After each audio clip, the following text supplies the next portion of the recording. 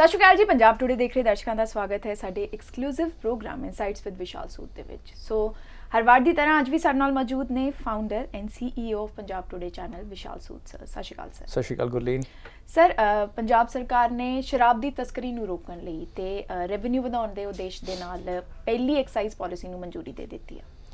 ਦੇਖੋ, it's initiative ਹੈ right direction 'ਚ। ਔਨ ਪੇਪਰ ਜਿਹੜੇ ਇਨੀਸ਼ੀਅਲ ਪੁਆਇੰਟ ਨੇ ਦੇ seem like a good idea ਕਿ ਹੁੰਦਾ ਕੀ ਹੈ ਕਿ ਪੰਜਾਬ ਤੇ ਦੂਜੀ ਸਟੇਟਸ ਦੇ ਵਿੱਚ ਜਿਹੜੀ ਐਕਸਾਈਜ਼ ਡਿਊਟੀ ਸੀ ਉਹਦੇ ਵਿੱਚ ਫਰਕ ਸੀ, ਜਿਹਦੇ ਕਾਰਨ ਇੱਕ ਆਰਬਿਟਰਾਜ ਸੀ ਕਿ ਬੰਦਾ ਦੂਜੀ ਸਟੇਟ ਤੋਂ ਨੇਬਰਿੰਗ ਸਟੇਟ ਤੋਂ ਸ਼ਰਾਬ ਲਿਆ ਕੇ ਪੰਜਾਬ 'ਚ ਵੇਚਦਾ ਸੀ ਤਾਂ ਉਹਨੂੰ ਪ੍ਰੋਫਿਟ ਹੁੰਦਾ ਸੀ। ਉਹਦੇ ਨਾਲ ਕੀ ਹੁੰਦਾ ਸੀ ਕਿ ਜਿਹੜੇ ਪੰਜਾਬ ਦੀ ਜਿਹੜੀ ਪੰਜਾਬ ਲਈ ਪ੍ਰੋਡਕਸ਼ਨ ਹੈਗੀ ਆ ਉਹ ਹੋ ਨਹੀਂ ਪਾਉਂਦੀ ਸੀ। ਸਪੈਸ਼ਲੀ ਜਿਹੜੇ ਨੇਬਰਿੰਗ ਸਿਟੀਜ਼ ਨੇ ਉੱਥੇ ਤੇ ਬਿਲਕੁਲ ਹੀ ਦੂਜੀ ਸਟੇਟ ਤੋਂ ਆਉਂਦੀ ਸੀ।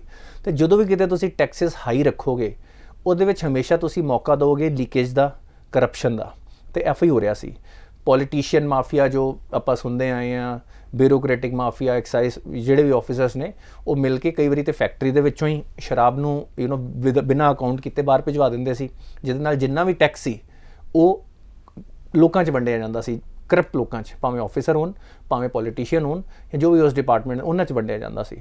ਹੁਣ ਜਦੋਂ ਤੁਸੀਂ ਐਕਸਾਈਜ਼ ਡਿਊਟੀ ਘੱਟ ਕਰੋਗੇ, ਜਿਹੜਾ ਪ੍ਰਾਈਸ ਡਿਫਰੈਂਸ ਹੈ ਘੱਟ ਜਾਏਗਾ ਅਤੇ ਆਪਣੇ ਆਪ ਹੀ ਚੋਰੀ ਕਰਨ ਦੇ ਚਾਂਸਿਸ ਘੱਟ ਜਾਣਗੇ।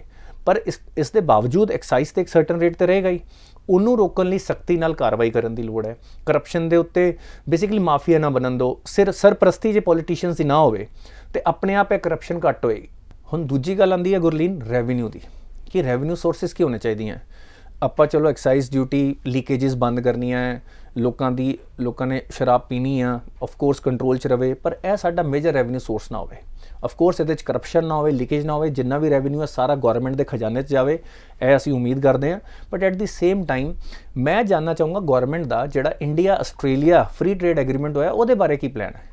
ਪੰਜਾਬ 'ਚ ਮੈਨੂਫੈਕਚਰਿੰਗ, ਹੁਣ ਜਿਵੇਂ ਚਿਪ ਮੈਨੂਫੈਕਚਰਿੰਗ ਹੋਣੀ ਆ, ਇਹਨਾਂ ਸਾਰੀਆਂ ਚੀਜ਼ਾਂ ਬਾਰੇ ਕੀ ਪਲਾਨ ਹੈ rather than just liquor industry. ਆਪਾਂ ਨੂੰ ਆਪਣੇ ਸੋਰਸਿਸ, ਆਪਾਂ ਹਮੇਸ਼ਾ ਕਹਿੰਦੇ ਆਏ ਹਾਂ ਪੰਜਾਬ ਟੂਡੇ, ਤੇ ਸਾਨੂੰ ਆਪਣੇ ਸੋਰਸਿਸ ਡਿਫਾਈਨ ਕਰਨੇ ਪੈਣਗੇ ਕਿ ਬਈ ਪੋਜ਼ੀਟਿਵ ਚੀਜ਼ਾਂ ਤੋਂ ਸਾਨੂੰ ਸੋਰਸਿਸ ਰੈਵਨਿਊ ਆਵੇ, ਅਤੇ ਉਹ ਇੰਡਸਟਰੀ ਕਿਹੜੀ ਹੈ ਜਿਹੜੀ ਇੱਕ ਪੋਜ਼ੀਟਿਵ ਤਰੀਕੇ ਨਾਲ ਸਿਨ ਇੰਡਸਟਰੀ ਤੋਂ ਸਾਡਾ ਰੈਵਨਿਊ ਨਾ ਆਵੇ। ਆਫ ਕੋਰਸ ਇੱਕ ਰੈਵਨਿਊ ਸਟਰੀਮ ਹੈਗੀ ਆ, ਆਪਾਂ ਉਹਨੂੰ ਸਿਰਫ ਉਹਦੀ ਲੀਕੇਜ ਹੀ ਪ੍ਰੀਵੈਂਟ ਕਰੀਏ, ਪਰ ਸਾਡਾ ਪ੍ਰਾਇਮਰੀ ਇਨਕਮ ਕੀ ਹੋਣੀ ਚਾਹੀਦੀ ਹੈ? ਕੀ ਉਹ ਸ਼ਰਾਬ ਹੋਣੀ ਚਾਹੀਦੀ ਹੈ? ਕੀ ਉਹ ਸਾਡੀ ਰੇਤ ਦੀ ਐਕਸਪਲੋਇਟੇਸ਼ਨ ਹੋਣੀ ਚਾਹੀਦੀ ਹੈ? ਸਾਡੇ ਪੰਜਾਬ ਦੇ ਇਸ਼ੂ ਕੀ ਨੇ? ਸ਼ਰਾਬ ਤੇ ਰੇਤ, ਇਹ ਇਸ਼ੂ ਨਹੀਂ ਹੋਣੇ ਚਾਹੀਦੇ। ਪੰਜਾਬ ਜਦੋਂ ਤਰੱਕੀ ਕਰੇਗਾ ਨਾ ਉਦੋਂ ਇਸ਼ੂ ਬਦਲ ਜਾਣਗੇ। ਤੁਸੀਂ ਵੇਖੋਗੇ ਉਦੋਂ ਗੱਲ ਹੋਏਗੀ ਕਿ ਵੀ ਇੱਥੇ ਫੈਕਟਰੀਆਂ ਕਿੰਨੀਆਂ ਆਈਆਂ, ਇੱਥੇ ਇਨਵੈਸਟਮੈਂਟ ਕਿੰਨੀ ਆ ਰਹੀ ਹੈ, ਕਿਸ ਫੀਲਡ 'ਚ ਆ ਰਹੀ ਹੈ। ਇਹ ਸਾਰੀਆਂ ਚੀਜ਼ਾਂ 'ਤੇ ਮੈਨੂੰ ਲੱਗਦਾ ਹੈ ਕਿ ਗੌਰਮੈਂਟ ਨੂੰ ਆਪਣਾ ਪ੍ਰਾਇਮਰੀ ਧਿਆਨ ਦੇਣਾ ਚਾਹੀਦਾ ਹੈ। ਜਿਹੜੇ ਇਸ ਵੇਲੇ ਯੂਰਪ ਦੇ ਨਾਲ ਸਾਨੂੰ ਇੱਕ ਨੈਚੁਰਲ ਐਡਵਾਂਟੇਜ ਹੈ ਪੰਜਾਬ ਦਾ ਨੈਚੁਰਲ ਐਡਵਾਂਟੇਜ ਹੈ ਕਿ ਸਾਡੇ ਪੰਜਾਬੀ ਉੱਥੇ ਬਹੁਤ ਸਕਸੈਸਫੁਲ ਨੇ। ਸਾਨੂੰ ਆਇਡੈਂਟੀਫਾਈ ਕਰਨਾ ਪਏਗਾ ਕਿ ਇਹ ਇੰਟਰਨੈਸ਼ਨਲ ਐਗਰੀਮੈਂਟਸ ਪਲੱਸ ਜਿਹੜੀਆਂ ਹੋਰ ਨਵੀਆਂ ਗੌਰਮੈਂਟ ਆਫ ਇੰਡੀਆ ਦੀਆਂ ਪਾਲਿਸੀਜ਼ ਆ ਰਹੀਆਂ ਉਹਨਾਂ ਦਾ ਐਡਵਾਂਟੇਜ ਲੈ ਕੇ ਅਸੀਂ ਕਿਵੇਂ ਇੱਥੇ ਆਪਣੀ ਇੰਡਸਟਰੀ ਨੂੰ, ਇਕਨੋਮਿਕ ਡਿਵੈਲਪਮੈਂਟ ਨੂੰ ਇੱਕ ਆਟੋ ਪਾਇਲਟ 'ਤੇ ਪਾ ਸਕਦੇ ਹਾਂ। ਜੀ ਬਿਲਕੁਲ ਸਰ। ਸਰ, ਸਾਬਕਾ ਫੋਰੈਸਟ ਮਿਨਿਸਟਰ ਸਾਧੂ ਸਿੰਘ ਧਰਮਸੋਤ ਨੂੰ ਗ੍ਰਿਫਤਾਰ ਕੀਤਾ ਗਿਆ ਸੀਗਾ ਭ੍ਰਿਸ਼ਟਾਚਾਰ ਦੇ ਆਰੋਪ ਦੇ ਵਿੱਚ, ਪਰ ਕਾਂਗਰਸ ਲੀਡਰ ਰਾਜਾ ਵੜਿੰਗ ਦਾ ਇਹ ਕਹਿਣਾ ਹੈ ਕਿ ਇਹ ਸਿਰਫ ਸਿਆਸਤੀ ਬਦਲਾਖੋਰੀ ਦਾ ਨਤੀਜਾ ਹੈ। Sadhu Singh Dharamsot. So is it really a political vendetta or zero tolerance? ਨਹੀਂ, ਮੈਂ ਤੇ ਨਾਮ ਦੇ ਉੱਤੇ ਇਸ ਕਰਕੇ ਫੋਕਸ ਕੀਤਾ ਸੀ ਕਿ ਨਾਮ ਸਾਧੂ ਹੈ ਨਾ, ਤੇ ਕੰਮ ਕੀ ਨੇ, ਹੈ ਨਾ। ਇਹ again court will decide, but ਇਹ ਪ੍ਰਿਓਰੀ ਕਾਫੀ ਕਲੀਅਰ ਐਵੀਡੈਂਸ ਨੇ। ਹੁਣ ਰਾਜਾ ਵੜਿੰਗ ਜੀ ਜੇ ਇਹ ਕਹੀ ਜਾਣ ਕਿ ਬਈ ਇਹ ਵੈਂਡੇਟਾ ਪੋਲੀਟਿਕਸ ਹੈ, ਕੀ ਵੈਂਡੇਟਾ, ਕਿਸ ਬੇਸਿਸ ਤੇ ਵੈਂਡੇਟਾ? ਹੁਣ ਦੱਸੋ, ਸਾਧੂ ਸਿੰਘ ਦਾ ਭਗਵੰਤ ਮਾਨ ਜੀ ਕੋ ਹੋਮ ਮਿਨਿਸਟਰੀ ਹੈ, ਕੀ ਵੈਂਡੇਟਾ? ਸੋ ਇਹ ਬੇਬੁਨਿਆਦ ਹੀ ਗੌਰਮੈਂਟ ਨੂੰ ਬੈਕਫੁੱਟ ਤੇ ਕਰਨਾ ਗਲਤ ਗੱਲ ਹੈ। ਕਰਪਸ਼ਨ ਇਹ ਪ੍ਰਿਓਰੀ ਲੱਗਦੀ ਹੈ। ਉਸ ਤੋਂ ਪਹਿਲਾਂ ਇੱਕ DFA ਫੜਿਆ ਗਿਆ ਸੀ ਸਰਟਨ ਕਰਪਸ਼ਨ ਕੇਸਿਸ 'ਚ, ਉਹਨਾਂ ਨੇ ਦੱਸਿਆ। ਹੁਣ ਵੇਖੋ ਕਰਪਸ਼ਨ ਕਿੰਨੀ ਮਾੜੀ ਹੈ। ਅਗੇਨ ਐਕਸਪਲੋਇਟੇਸ਼ਨ ਆਫ ਉਹ ਨਾ ਫਿਊਚਰ ਜਨਰੇਸ਼ਨ ਦਾ ਨੁਕਸਾਨ ਕਰਦੇ ਪਏ ਨੇ ਇਹੋ ਜਿਹੀ ਕਰਪਸ਼ਨ ਕਰਕੇ। ਉਹ ਕਹਿੰਦੇ ਹਰ ਪੇੜ ਕੱਟਣ 'ਤੇ 500 ਰੁਪਏ ਦਾ ਕਮਿਸ਼ਨ ਲੈਂਦੇ ਸੀ, ਇਹ ਉਹਨਾਂ 'ਤੇ ਇਲਜ਼ਾਮ ਲੱਗਾ। ਅਤੇ ਪੇੜ ਸਾਡੀ ਜਨਰੇਸ਼ਨ ਦੇ ਕੇ ਗਈਆਂ, ਅਤੇ ਆਪਾਂ ਅਗਲੀ ਜਨਰੇਸ਼ਨ ਨੂੰ ਹੋਰ ਪੇੜ ਦੇਣੇ ਆ ਕਿ ਅਸੀਂ ਉਹਨਾਂ ਦੇ ਪੇੜ ਕੱਟਣੇ ਆ। ਇਹ ਮੈਨੂੰ ਲੱਗਦਾ ਕਿ ਜਿਹੜਾ ਇਹ ਫੋਰੈਸਟ ਰਿਲੇਟਿਡ ਜਾਂ ਸਾਡੇ ਇਨਵਾਇਰਮੈਂਟ ਰਿਲੇਟਿਡ ਜਿਹੜਾ ਕਾਂਡ ਕੀਤਾ ਜਾ ਰਿਹਾ ਹੈ, ਇਹ ਬਹੁਤ ਹੀ ਖਤਰਨਾਕ ਕ੍ਰਾਈਮ ਹੈ। ਇਹ ਡਰੱਗਸ ਦੇ ਇਕੁਇਲੈਂਟ, ਇਹ ਕਿਸੇ ਨੂੰ ਗੋਲੀ ਮਾਰਨ ਦੇ ਇਕੁਇਲੈਂਟ ਕ੍ਰਾਈਮ ਹੈ। ਇੱਕ ਪੇੜ ਕਿੰਨੇ ਲੋਕਾਂ ਨੂੰ ਕਿੰਨੀ ਆਕਸੀਜਨ ਦਿੰਦਾ ਹੈ, ਅਸੀਂ ਇਹਦੀ ਵੈਲਿਊ ਨਹੀਂ ਸਮਝਦੇ ਪਏ। ਅਤੇ ਮੈਨੂੰ ਲੱਗਦਾ ਸਖਤ ਤੋਂ ਸਖਤ ਕਾਰਵਾਈ ਹੋਣੀ ਚਾਹੀਦੀ ਹੈ ਜੇ ਇਹ ਪ੍ਰੂਵ ਹੁੰਦਾ ਹੈ। ਅਤੇ ਇਹ ਪ੍ਰਿਓਰੀ ਗੌਰਮੈਂਟ ਦੇ ਉੱਤੇ ਇਲਜ਼ਾਮ ਲਗਾਉਣਾ ਕਿ ਬਈ ਇਹ ਪੋਲੀਟੀਕਲ ਵੈਂਡੇਟਾ ਹੈ, ਇਹਦੇ ਵਿੱਚ ਹਜੇ ਇਸ ਗੱਲ 'ਚ ਕੋਈ ਗੱਲ ਨਜ਼ਰ ਨਹੀਂ ਆਉਂਦੀ ਪਈ। ਤੇ ਹੁਣ ਜਿਵੇਂ ਡਿਟੇਲ ਹੋਏਗੀ ਇਸ ਤੋਂ ਪਹਿਲਾਂ ਵੀ 2020 ਚ ਵੀ ਉਹਨਾਂ ਤੇ ਕਰਪਸ਼ਨ ਚਾਰजेस ਲੱਗੇ ਸੀ, ਉਦੋਂ 3 IAS ਅਫਸਰ ਦੀ ਕਮੇਟੀ ਨੇ ਉਹਨਾਂ ਨੂੰ ਕਲੀਅਰ ਕਰਤਾ। ਹੁਣ ਆਪਣੀ ਪਾਰਟੀ ਆਪਣੀ IAS ਅਫਸਰ ਉਹਨਾਂ ਨੇ 3 ਨੇ ਕਮੇਟੀ ਬਣਾਈ ਜੀ, ਕੁਛ ਨਹੀਂ ਕੀਤਾ ਇਹਨਾਂ ਨੇ। ਸੋ ਇਹ ਸਾਰੀਆਂ ਚੀਜ਼ਾਂ ਹੁਣ ਇੱਕ ਨਵੀਂ ਗਵਰਨਮੈਂਟ ਆਈ ਆ ਤੇ ਆਈ ਹੋਪ ਕਿ ਇਸ ਜਿੰਨੇ ਵੀ ਲੋਕੀ ਕਰਪਸ਼ਨ ਕੇਸ 'ਚ ਗਵਰਨਮੈਂਟ ਫੜਦੀ ਪਈ ਆ ਉਹਨਾਂ ਨੂੰ ਉਹਦੇ ਅੰਜਾਮ ਤੱਕ ਪਹੁੰਚਾਉਣਗੇ, ਤਾਂ ਕਿ ਲੋਕਾਂ ਦਾ ਭਰੋਸਾ ਬਣੇ ਕਿ ਜਸਟ ਬਿਕੋਜ਼ ਤੁਸੀਂ ਹਾਈ ਔਰ ਪਾਵਰਫੁਲ ਹੈਗੇ ਹੋ ਤੇ ਇਹਦਾ ਮਤਲਬ ਇਹ ਨਹੀਂ ਹੈ ਕਿ ਤੁਸੀਂ ਬਚ ਜਾਓਗੇ। ਸਟਰੋਂਗ ਐਕਸ਼ਨ ਲੈਣਾ ਚਾਹੀਦਾ। ਤੇ ਰਾਜਾ ਵੜਿੰਗ ਨੂੰ ਜੇ ਕਾਂਗਰਸ ਪਾਰਟੀ ਨੂੰ ਜੇ ਰੈਲੇਵੈਂਟ ਰੱਖਣਾ ਐਟਲੀਸਟ ਪੰਜਾਬ 'ਚ ਨੈਸ਼ਨਲ ਲੈਵਲ ਤੇ ਮੈਨੂੰ ਪਤਾ ਨਹੀਂ ਕੀ ਹੋਏਗਾ, ਉਹਨਾਂ ਨੂੰ ਵੀ ਨਾ ਥੋੜੇ ਜਿਹੇ ਰਿਸਪੌਂਸਿਬਲ ਸਟੇਟਮੈਂਟਸ ਦੇਣੀਆਂ ਚਾਹੀਦੀਆਂ। ਜਸਟ ਬਿਕੋਜ਼ ਇੱਕ ਨੇਤਾ ਤੁਹਾਡਾ ਫੜਿਆ ਗਿਆ ਜਿੱਤੇ ਕਲੀਅਰ ਕੱਟ ਇਲਜ਼ਾਮ ਨਜ਼ਰ ਆ ਰਹੇ ਨੇ, ਪੈਸੇ ਲਿੱਤੇ ਨੇ, ਫਾਈਨ ਲੱਗਾ ਹੈ ਉਹਨਾਂ ਨੂੰ, ਤੁਸੀਂ ਕਿਵੇਂ ਕਹਿ ਸਕਦੇ ਹੋ ਕਿ ਜੀ ਇਹ ਪੋਲੀਟੀਕਲ ਵੈਂਡੇਟਾ, ਕੰਗਾਰੂ ਕੋਰਟ ਨਾਲ ਇੱਥੇ ਖੜਾ ਕਰੋ। ਸੋ ਮੈਨੂੰ ਇਹ ਲੱਗਦਾ ਕਿ ਉਹਨਾਂ ਨੂੰ ਐਟਲੀਸਟ ਇੱਕ, ਜਿਵੇਂ ਭਗਵੰਤ ਮਾਨ ਜੀ ਨੇ ਕਿਹਾ ਕਿ ਬਈ ਸਾਡਾ ਨੇਤਾ ਕਰਪਟ ਸੀ, ਉਹਨੂੰ ਅੰਦਰ ਕਰਵਾਇਆ, it was a very good start, ਹੈ ਨਾ। ਇਟ ਵਾਜ਼, ਹੁਣ ਕੱਲ ਨੂੰ ਕੀ ਹੁੰਦਾ ਹੈ ਉਹ ਕੇਸ ਕਿੰਨਾ ਕੀ ਉਹਦੇ ਤੇ ਨਿਕਲ ਕੇ ਆਉਂਦਾ, but it's a good start for zero tolerance. A good start, ਇੱਕ ਚੰਗਾ ਇੱਕ ਮੈਸੇਜ ਦਿੱਤਾ ਹੈ ਪੰਜਾਬ ਗਵਰਨਮੈਂਟ ਨੇ। ਤੇ ਮੈਨੂੰ ਲੱਗਦਾ ਹੈ ਕਿ ਇਹੋ ਜਿਹਾ ਕੰਪੀਟੀਸ਼ਨ ਗਲੋਬਲੀਆਂ ਆਪਣੇ ਦੇਸ਼ ਦੇ ਵਿੱਚ ਤੇ ਐਟਲੀਸਟ ਸਾਰੀਆਂ ਗਵਰਨਮੈਂਟਸ 'ਚ ਹੋਵੇ ਕਿ ਅਸੀਂ ਕਰਪਸ਼ਨ ਦੇ ਅਗੇਂਸਟ ਟੋਲਰੈਂਸ ਹੈ ਤੇ ਜਨਤਾ ਨੂੰ ਇਸ ਚੀਜ਼ ਨੂੰ ਸਪੋਰਟ ਕਰਨਾ ਚਾਹੀਦਾ। ਸਰ, ਕਰਪਸ਼ਨ ਤੋਂ ਇਲਾਵਾ ਸਿਕਿਉਰਿਟੀ ਇਸ਼ੂ ਦੀ ਗੱਲ ਕਰਦੇ ਹਾਂ। ਪੰਜਾਬ ਸਰਕਾਰ ਦਾ ਕਹਿਣਾ ਹੈ ਕਿ ਜਿਹੜੇ ਚੋਟੀ ਦੇ ਗੈਂਗਸਟਰਸ ਨੇ ਗੋਲਡੀ ਬਰਾੜ ਤੇ ਹਰਵਿੰਦਰ ਸਿੰਘ ਰਿੰਦਾ, ਇਹਨਾਂ ਦੇ ਖਿਲਾਫ RCN ਰੈੱਡ ਕਾਰਨਰ ਨੋਟਿਸ ਜਾਰੀ ਕੀਤਾ ਜਾਣਾ ਚਾਹੀਦਾ। ਦੇਖੋ, ਉਹਨਾਂ ਨੇ CBI 'ਚ ਫਾਈਲ ਵੀ ਕੀਤਾ, ਜਾਰੀ ਕਰਨਾ ਚਾਹੀਦਾ। ਆਫ ਕੋਰਸ ਆਪਾਂ ਲਾਸਟ ਟਾਈਮ ਗੱਲ ਵੀ ਕੀਤੀ ਸੀ ਕਿ ਜਿਹੜਾ ਵੀ ਇੰਡੀਆ ਦਾ ਦੁਸ਼ਮਣ ਹੈ, ਸਾਡੇ ਦੇਸ਼ ਦਾ ਦੁਸ਼ਮਣ ਹੈ, ਉਹ ਕਿਤੇ ਵੀ ਸੇਫ ਫੀਲ ਨਾ ਕਰੇ। ਅੱਜ ਇੰਟਰਨੈਸ਼ਨਲ ਏਜੰਸੀਜ਼ ਨੇ, ਇੰਟਰਪੋਲ ਦੇ ਅਸੀਂ ਮੈਂਬਰ ਹੈਗੇ ਹਾਂ, ਆਪਾਂ ਐਜ਼ ਅ ਮੈਂਬਰ ਕੰਟਰੀ ਅਸੀਂ ਇੰਟਰਪੋਲ ਦੇ ਵਿੱਚ ਰਿਕੁਐਸਟ ਪਾ ਕੇ ਰੈੱਡ ਕਾਰਨਰ ਨੋਟਿਸ ਇਸ਼ੂ ਕਰ ਸਕਦੇ ਹਾਂ। And he has a very proven criminal record. ਤੇ ਗਵਰਨਮੈਂਟ ਨੂੰ ਹੁਣ ਸਟਰੋਂਗਲੀ ਐਕਸ਼ਨ ਲੈਣਾ ਚਾਹੀਦਾ। ਅਗੇਨ ਆਪਾਂ ਕਹਿੰਦੇ ਹਾਂ ਕਿ ਪੰਜਾਬ ਸਰਕਾਰ ਤੇ ਸੈਂਟਰਲ ਏਜੰਸੀਜ਼ ਨੂੰ ਮਿਲ ਕੇ ਕੰਮ ਕਰਨਾ ਹੈ। There should be no politics in it, there should be no credit ਲੈਣ ਦੀ ਹੋੜ ਨਹੀਂ ਹੋਣੀ ਚਾਹੀਦੀ। ਬੇਸਿਕਲੀ ਮਿਲ ਕੇ ਕਿਵੇਂ ਕੰਮ ਕਰ ਸਕਦੇ ਹਾਂ, ਅਸੀਂ ਪੰਜਾਬ ਨੂੰ, ਆਪਣੇ ਦੇਸ਼ ਨੂੰ ਕਿਵੇਂ ਸੇਫ ਬਣਾ ਸਕਦੇ ਹਾਂ, ਇਹ ਕੋਈ ਇੱਕ ਮਾਤਰ ਗੋਲ ਹੋਣਾ ਚਾਹੀਦਾ ਸਾਡੇ ਸਾਰੀਆਂ ਸਿਕਿਉਰਿਟੀ ਏਜੰਸੀਜ਼ ਦਾ, ਭਾਵੇਂ ਉਹ ਪੰਜਾਬ ਪੁਲਿਸ ਹੋਵੇ, ਭਾਵੇਂ CBI ਹੋਵੇ, ਭਾਵੇਂ ਕੋਈ ਹੋਰ ਸਾਡੀ ਸਿਕਿਉਰਿਟੀ ਏਜੰਸੀ ਹੋਵੇ। ਤੇ ਇਹ ਜੇ ਨੋਟਿਸ ਇਸ਼ੂ ਕੀਤਾ ਜਾਵੇ, ਉਸ ਤੋਂ ਬਾਅਦ ਛੇਤੀ ਤੋਂ ਛੇਤੀ ਉਹਦੀ ਐਕਸਟ੍ਰੈਡੀਸ਼ਨ ਕਰਵਾਈ ਜਾਵੇ। ਇਹ ਮੈਨੂੰ ਲੱਗਦਾ ਇੱਕ ਵਧੀਆ ਮੈਸੇਜ ਆਏਗਾ ਸਾਰੇ ਗੈਂਗਸਟਰਸ ਨੂੰ ਜਿਨ੍ਹਾਂ ਨੂੰ ਇਹ ਹੁੰਦਾ ਹੈ। ਹੁਣ ਇਹ ਵੀ ਆ ਰਿਹਾ ਕਿ ਸਿੱਧੂ ਮੂਸੇਵਾਲਾ ਦੇ ਕਤਲ ਵਿੱਚ ਜਿਹੜੇ ਗੈਂਗਸਟਰ ਇਨਵੋਲਵ ਨੇ ਸਾਰੇ ਨੇਪਾਲ ਭੱਜ ਗਏ ਨੇ, ਨੇਪਾਲ ਤੋਂ ਕਿਸੇ ਹੋਰ ਦੇਸ਼ ਚਲੇ ਜਾਣਗੇ, ਉੱਥੇ ਉਹ ਸੇਫ ਫੀਲ ਨਾ ਕਰਨ। ਇੰਡੀਆ ਦਾ ਦੁਸ਼ਮਣ ਦੁਨੀਆ 'ਚ ਕਿਤੇ ਵੀ ਸੇਫ ਫੀਲ ਨਾ ਕਰੇ, ਇਹ ਬੜਾ ਜ਼ਰੂਰੀ ਆ। ਇਹ ਇੰਡੀਆ ਨੂੰ ਬੜਾ ਸਟਰੋਂਗ ਮੈਸੇਜ ਦੇਣ ਦੀ ਲੋੜ ਹੈ ਇਸ ਵੇਲੇ। नेक्स्ट सेगमेंट वाल चलते हैं sir, national international updates. Ranking की बात करते हैं एजुकेशन सिस्टम में। IISc Bengaluru top south Asian universities and और भी 2 IITs टॉप 200 में है, लेकिन जो प्रोमिनेंट यूनिवर्सिटीज़ हैं, दिल्ली यूनिवर्सिटी, जामिया, उनकी रैंकिंग गिरी है। देखो, there are 2 sides of it. Only in the last few years Indian universities ने अपनी रैंकिंग की तरफ फोकस करना शुरू किया एज़ पर ग्लोबल रैंकिंग्स। वो इंपॉर्टेंट इंडियन यूनिवर्सिटीज़ के लिए अभी हुई हैं। अब उसके अंदर सर्टन मापदंड हैं, तो अब इंडियन यूनिवर्सिटीज़ उसके हिसाब से अपने आप को चेंज कर रही हैं, रिवाइव कर रही हैं, और अपने आप ही वो रैंकिंग में सुधार आना। एक आधी यूनिवर्सिटी कभी डाउन जाता है, कभी अप आता है। और IISc तो हमारे देश का एक प्राउड एंड ऑनर है। It is the one of the best research universities in the world. अब मैं इसमें एक और बात बताऊँ, आज हम अपने आप को अगेन मेजर कर रहे हैं वेस्टर्न रैंकिंग सिस्टम के हिसाब से। हमने अपना एजुकेशन सिस्टम अपने अलग तरीके से बनाने की कोशिश करनी है। देखो, इन सारी टॉप यूनिवर्सिटीज़ का जो खास बात है, इनका सिलेक्शन प्रोसेस। यहाँ पे तो ऑलरेडी दुनिया के, इंडिया के टॉप बच्चे आते हैं, वो मेहनती हैं, सिंसियर है, उन्होंने कुछ ना कुछ कर ही लेना। ऑफ कोर्स वो भी फैसिलिटीज़ प्रोवाइड करते हैं, बेस्ट इंफ्रास्ट्रक्चर, गवर्नमेंट उस पर बहुत इन्वेस्टमेंट करती है। पर मेरे को लगता है उस यूनिवर्सिटी को हाईएस्ट रैंकिंग मिलनी चाहिए जो बच्चों की लाइफ ट्रांसफॉर्म करे, जो बच्चे ऑलरेडी टॉप कर रहे हैं। आपको पता है कि अगर आपको IISc में एडमिशन लेना है तो you have to get close to 100 percentile in the GATE exam to get into IISc। अब वो बच्चा जो पहले ही 100 परसेंटाइल ले रहा है, उसका लेवल ही अलग है और वो वैसे ही मेहनती और सिंसियर है। बट आज एजुकेशन सिस्टम, जो हमारा ट्रेडिशनल एजुकेशन सिस्टम था, जो हमें वैल्यूज़ डालता था, जो हमारा इंडिक एजुकेशन सिस्टम है, आप एक बच्चे को क्या, जब वो आपके एजुकेशन सिस्टम में आता है, क्या वो जब एंटर किया था उससे ज़्यादा सिंसियर, उससे ज़्यादा मेहनती, उससे ज़्यादा हम्बल, इंडस्ट्रियस, हार्ड वर्किंग बन के निकल रहा है? क्या वो अपने पेरेंट्स के लिए ज़्यादा रिस्पेक्टफुल हो रहा है? क्या उसके अंदर नई चीज़ें सीखने का जोश ज़्यादा आ रहा है कि वो लेज़ी, बंक मारने वाला, किस तरह का बच्चा बन के जा रहा है? ये हर कॉलेज को देखने की ज़रूरत है। देखो, 99, चलो मैं थोड़ा ज़्यादा बोल रहा हूँ, 90% बच्चों को एक सपोर्ट और गाइडेंस की ज़रूरत होती है। आज जो वेस्टर्न एजुकेशन सिस्टम है, बच्चों को वो गाइडेंस नहीं दे पा रहा है। +2 तक तो बच्चे में फिर डिसिप्लिन होता है। +2 के बाद जब वो कॉलेज आता है, 4 साल वो बंक, फ्री रहना, बस एग्जाम से 2 दिन पहले पढ़ना, इन आदतों में पड़ जाता है। ये आप मान के चलेंगे कि 99% कॉलेजेस में यही हो रहा है जी। तो मेरे को लगता है कि जो हमारी नई नेशनल एजुकेशन पॉलिसी है, उसके अंदर जो वैल्यू बेस्ड एजुकेशन, वैल्यूज़ का मतलब ये नहीं है कि सिर्फ हम बात करें, इसको कई बार रिलीजन से जोड़ा जाता है यहाँ।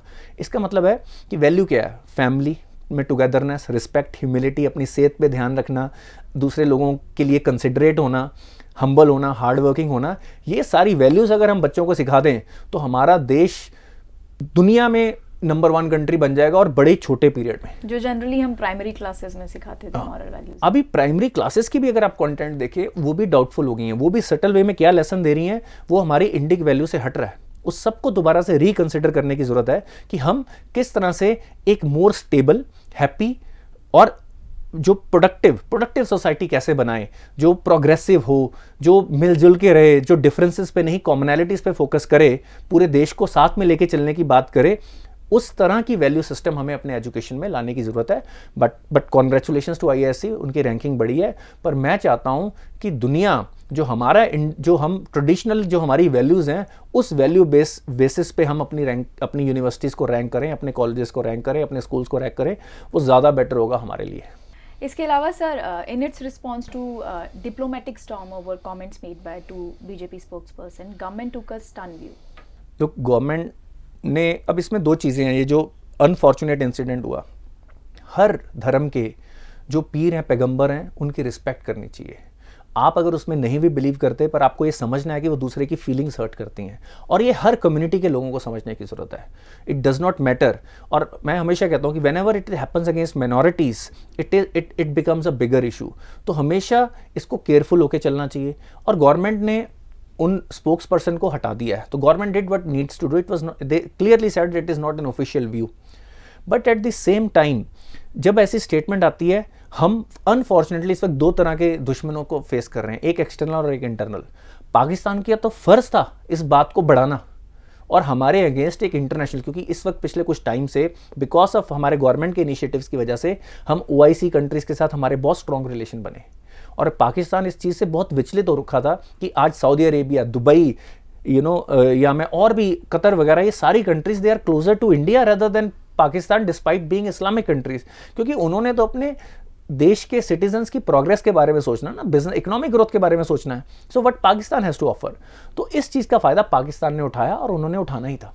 वो अपना फ़र्ज़ निभा रहे हैं। पर अनफॉर्चुनेटली जो हमारे देश के अंदर भी जो देश के दुश्मन हैं, जो इसको हमारे देश को एंटी मिनॉरिटी साबित करने की कोशिश कर रहे हैं, वो बहुत अनफॉर्चुनेट पार्ट है। गवर्नमेंट ने जो एक्शन लेना चाहिए था लिया, उनके साथ कोऑर्डिनेट किया। और अगर लेट्स से कतर जैसे देश अगर ये धमकी लगा रहे हैं कि डिस्पाइट दैट हम बिजनेस बंद कर लेंगे, वो करके देख लें, उनको पता चल जाएगा किस पे क्या इंपैक्ट आ रहा है। सो अगेन 2-3 चीज़ें हैं इसमें, that government send the right message that we respect every religion in this country. तो हमारा कोई भी ऑफिशियल ऐसी बातें नहीं कर सकता। और ये मैसेज समहाउ मेरे को लगता है कि जो लोग गवर्नमेंट को अपोज करते हैं, अगर वो गवर्नमेंट को इट्स बहुत हफ्ते बाद एक्शन लिया, 4 दिन बाद एक्शन लिया, ये बोलने की बजाय अगर वो गवर्नमेंट को ये बोलें कि भाई ठीक है आपने अच्छा एक्शन ले लिया, तो government will feel positive. Government भी डिफेंसिव से नहीं रहेगी, उसको लगेगा कि ठीक है अगर हम ये चीज़ करते हैं तो इसकी अप्रिसिएशन मिलती है, और इसी से सद्भावना बढ़ेगी। But clear cut internal politics कई बार कई नेताओं के लिए ज़्यादा ज़रूरी हो जाती है, या कईयों का एक वो आइडियोलॉजी बनी हुई है कि हमने तो बस खिलाफ ही बोलना है। मैं उस दिन खुश होऊंगा जिस दिन हमारे जो बुद्धिजीवी हैं, जो सो कॉल्ड बुद्धिजीवी हैं, इंटेलेक्चुअल्स हैं, जब वो टीवी पे आके हर बार सिर्फ प्रो गवर्नमेंट और हर बार सिर्फ एंटी गवर्नमेंट बात ही ना करें, वो हर मुद्दे को देखें, उसका देखें कि उसका हमारी सोसाइटी, हमारे देश पे क्या इंपैक्ट होता है, और इशू वाइज डिस्कस करें। हर इशू क्या होता है आप देखेंगे, वही सेम लोग कुछ गवर्नमेंट की बात ही करेंगे, चाहे गवर्नमेंट सही है गलत है उनको कोई फर्क नहीं पड़ता, और जो ओपोजिशन कर रहे हैं उन्होंने अपोज ही करना है, चाहे वो जितना मर्जी इनिशिएटिव अच्छा हो, चाहे वो ये हो कि भाई हमने जो भी दंगा कर रहे हैं सबके खिलाफ एक्शन होगा, उन्होंने उसको भी एंटी मिनॉरिटी ही दिखाना है। अगर धारा 370 हटाई गई है उसको भी एंटी इंडिया ही बताना है, वो उनका माइंडसेट बिल्कुल क्लियर है। तो मेरे को ये लगता है कि ये जो सो कॉल्ड लिबरल्स हैं, इनको लिबरल और इंटेलेक्चुअल तभी मानेंगे जब ये इशू बेस्ड, जिस दिन एक दिन भी ये बोलेंगे कि हाँ आपको क्या लगता है 8 साल में एक भी अच्छा स्टेप नहीं हुआ, तो एक भी बार जो एंटी गवर्नमेंट बोलने वाले हैं उन्होंने कभी भी बोला ही नहीं कि ये देश के लिए अच्छा है या नहीं है। दे आर जस्ट कि ये देखते हैं इरादे सही नहीं है, फिर ये बोल देंगे कि इरादे तो लिप सर्विस है। तो ये मेरे को लगता है कि ये आपकी जो फिक्स्ड मेंटालिटी है, जो आप अपनी वो जो कट्टर सोच इसको बोलते हैं, इसको लिबरल नहीं, इसको कट्टर सोच बोलते हैं कि हमने तो अपोज ही करना, जो मर्जी हो जाए। तो मेरे को लगता है कि जब हमारे इंटेलेक्चुअल इशू बेस्ड डिस्कशन करेंगे तो हमारे नेता भी हमें बेवकूफ़ नहीं बना पाएंगे। हमें भी किसी के भी अंधभक्त नहीं बनना चाहिए, हमें अपना एक फ्री माइंडसेट रखना चाहिए। और जो लोग मीडिया में हैं उनकी रिस्पॉन्सिबिलिटी है कि हर इशू को अच्छी तरह से समझें, मेहनत करें और इसके क्या बेनिफिट हैं, और हर चीज़ के बेनिफिट भी होंगे और नुकसान भी होंगे, उसको एनालाइज करें और उसको जनता के सामने पेश करें। इससे क्या होगा, हमारे नेता ज़्यादा रिस्पॉन्सिबल होने शुरू हो जाएंगे। और गवर्नमेंट के एफर्ट्स को अप्रिशिएट करना भी जरूरी जहाँ है। देखो हमारा देश है, हम अपने एथलीट्स के एफर्ट को अप्रिशिएट करें, हम जो भी चीज़ें हम स्ट्रॉन्ग नेशन बनाने के लिए करें उसको करें। और जब लेट्स सपोज कि अगर किसी फ्रिंज एलिमेंट ने कोई गलती की है, उसके कारण देश को बदनाम करने का मौका तो ना लें उसको हम बल्कि हर किसी को बोलना चाहिए कि दिस इज नॉट इंडिया, हमारा इंडिया, हमारी गवर्नमेंट इज प्रो माइनॉरिटीज। ये मैसेज हमें सबको देना है। पॉजिटिव खबर पे बात करते हैं sir. Cancer vanishes for every patient in this recent trial, so what do you have to say about this miracle treatment? It is wonderful. मैं आपको बता दूं, ये जो इम्यूनोथेरेपी है, this is a wonderful new approach to science. आज से पहले तक जो मेडिसिन ने तरक्की की थी वो बीमारियों को दूर करने की थी। अब इसके आगे की आप देखिएगा, जो हमारे यहाँ पे मेडिसिन की इम्यूनोथेरेपी की एप्लीकेशन सिर्फ कैंसर ठीक करने में नहीं है, ये आपकी लॉन्ग लाइफ के लिए भी इंपॉर्टेंट है। और I am very very happy, ये बहुत करोड़ों लोगों के लिए एक उम्मीद जागी है कि दे कुड बी सेव्ड।